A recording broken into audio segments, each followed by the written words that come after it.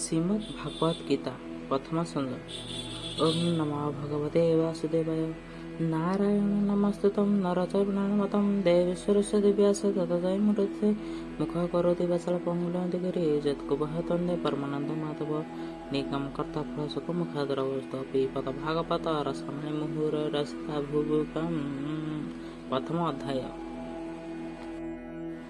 ନାମ ହି ନୃସିଂହ ଚରଣ ଯାହାର ଆଦି ମଦି ଅନ୍ତେ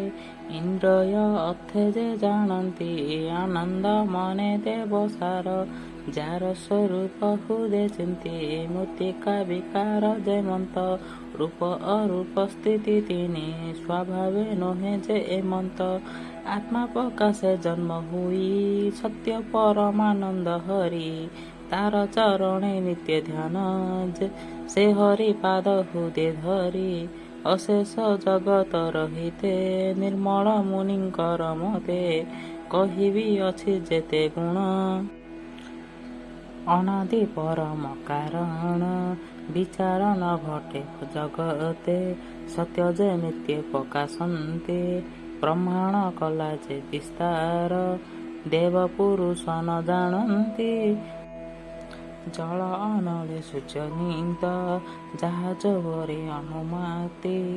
ଏ ସଂଖ୍ୟା ଯୋଗଙ୍କର ମତ ନିରତେ କୁହ ବୋଲାଇ ଯାର ଭାବିଲେ ଭାବୁ ତରି କରିତରନ୍ତି ସୁଯୋଜନ ପବନ୍ଦେ ଗୀତ ନାଦ କରି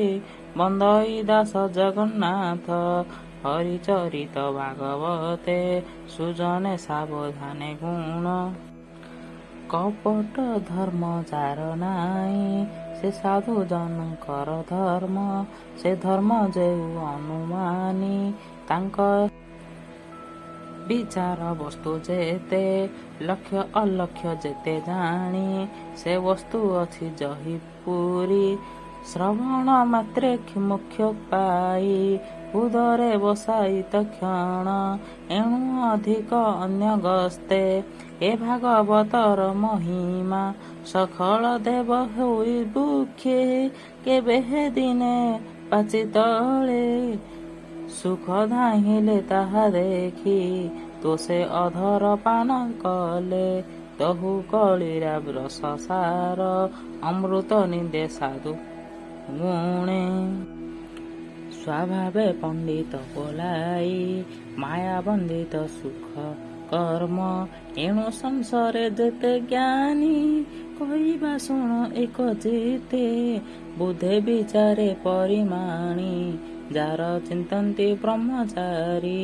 ତ୍ରିପାପ ମାନ କ୍ଷୟ ଯାର ଅନାଦି ପ୍ରଭୁ ନାରାୟଣ କୃପି ପ୍ରୟୋଜନ ଏ ଜଗତେ କେ କହିପାରେ ଗୁଣ ସୀମା ଫଳ ଫଳିଲେ ଅନ୍ତରୀକ୍ଷେ ବୃକ୍ଷ ପଡ଼ିଲେ ବାୟୁ ବଳେ ପକ୍ଷୀଙ୍କ ସଙ୍ଗତ ଉପେକ୍ଷୀ ଭିତରେ ସୁକଙ୍କ ଦେଖିଲେ କିଏ ବା ଦେବା ପଟାନ୍ତର ସୁକ ସୁଜନେ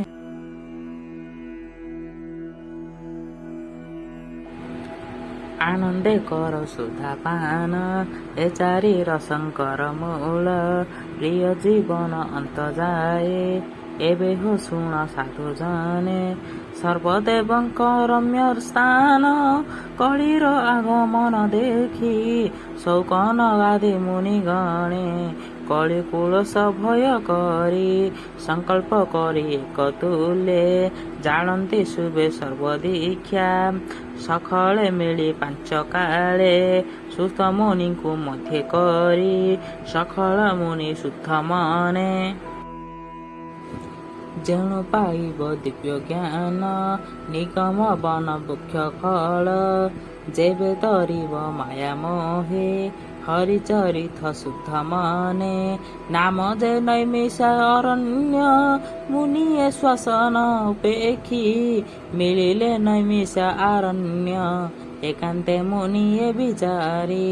ପ୍ରଥମେ ଯଜ୍ଞ ଆରମ୍ଭିଲେ ସ୍ୱର୍ଗ